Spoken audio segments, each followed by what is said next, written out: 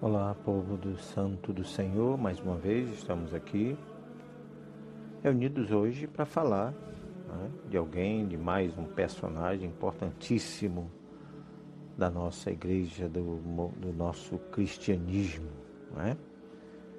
Então, meus queridos, bom dia com o Santo do Dia e com a Trindade Santa, em nome do Pai, do Filho e do Espírito Santo. Amém. Hoje nós vamos falar, como eu disse, de alguém muito importante, um evangelista, São Lucas, médico e padroeiro dos artistas. Não temos idade de nascimento de São Lucas. Morreu com 84 anos. Não temos algumas informações sobre dados específicos de São Lucas. Vejam, viveu num tempo muito distante, ali, perto do momento em que Jesus esteve no mundo, junto com Jesus. Então, é meio difícil a gente ter alguns dados pertinentes ao santo. Conhecido também como o doutor dos gentios. São Paulo, na carta aos Colossenses, define Lucas, autor do terceiro evangelho do Atos dos Apóstolos, como médico amado. Segundo o historiador Eusébio, Lucas nasceu na Antioquia da Síria e era um gentio. De fato, sempre, veja bem, vou repetir aqui. Segundo o historiador Eusébio, Lucas nasceu na Antioquia da Síria. Isso não dá autenticidade. De fato, sempre na carta aos Colossenses, Paulo fala de seus companheiros, nomeia por primeiro aqueles que vieram da circuncisão, isto é, os judeus, sem incluir Lucas. Além do mais, em seu evangelho, Lucas demonstra particular sensibilidade em relação à evangelização dos gentios. Foi ele quem narrou a parábola do bom samaritano. Citou o elogio que Jesus fez pela fé da viúva, em Serepta, de Naamã, o sírio, do samaritano leproso, o único que voltou para expressar seu agradecimento a Jesus por ter sido curado. Caminhou ao lado de Paulo. Nada sabemos sobre as circunstâncias em que Lucas se converteu, mas, pelos Atos dos Apóstolos, podemos deduzir quando Lucas se juntou a Paulo, até o capítulo 16.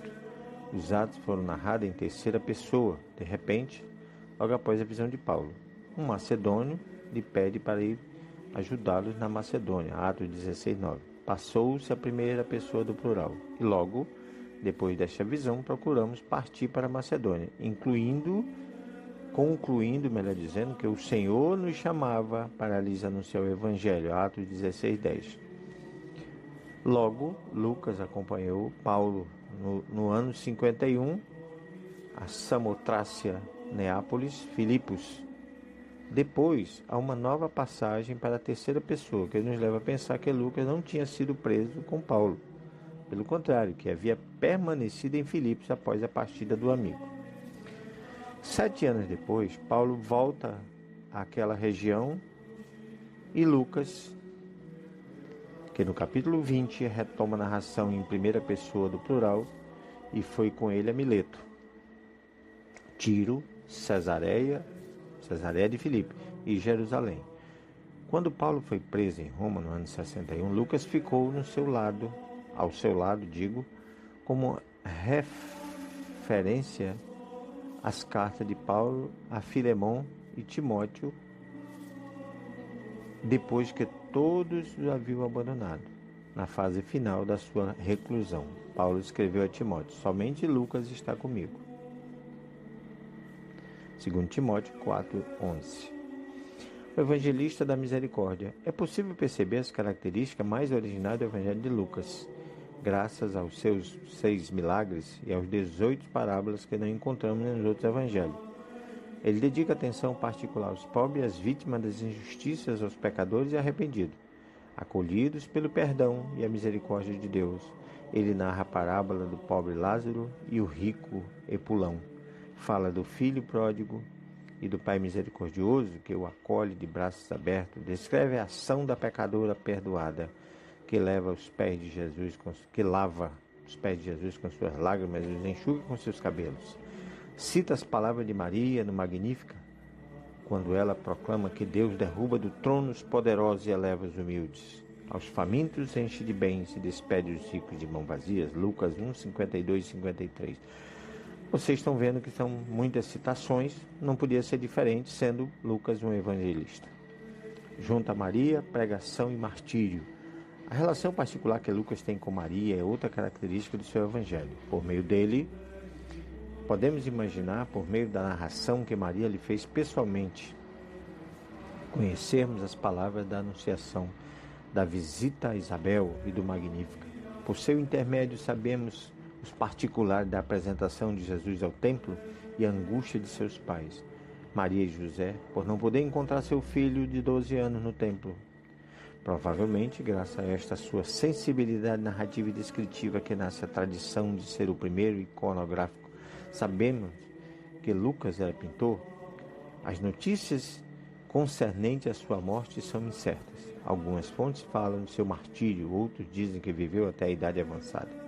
A tradição mais antiga diz que morreu na Beócia, com 84 anos, depois de ter se estabelecido na Grécia, onde escreveu seu evangelho. Outros dizem que ele evangelizou a Judéia durante 15 anos, evangelizou parte da Pérsia e depois foi para a Etiópia, onde foi responsável pela evangelização e conversão de Santa Efigênia e grande parte do povo local. Ali foi martirizado, sendo decapitado e queimado, defendendo sua discípula Santa Efigênia.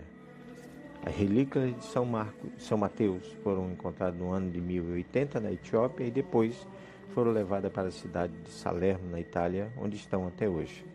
A igreja celebra a festa de São Marcos no dia 21 de setembro, dia de sua morte. Então, meus queridos irmãos, aqui está a história de São Marcos. Mas como eu sempre digo nos evangelhos, né, é bom sempre estudar um pouco mais. Deve ter muito mais coisa. Aqui a gente tem um tempo curto, né, e a gente abrevia certas coisas. Então, meus irmãos, quero te convidar mais uma vez para que você comente, né, lá no canal, que você compartilhe, que você dê seu joinha, se gostou, se não gostou. Muito bem, então tá aí a história desse grande evangelista da nossa Santa Igreja, da causa dos evangelhos, da causa cristã do Reino do Senhor. Até o nosso próximo encontro, com a graça de Deus. Quero te convidar para amanhã estar de novo, né, conosco com o Santo do Dia. Não esqueçam, amanhã quem vai estar com vocês é o nosso irmão Elton, né, que vai estar falando aí de mais alguns personagens da nossa igreja. Tá certo? Deus abençoe e até o nosso próximo encontro, se Deus assim permitir. Resposta.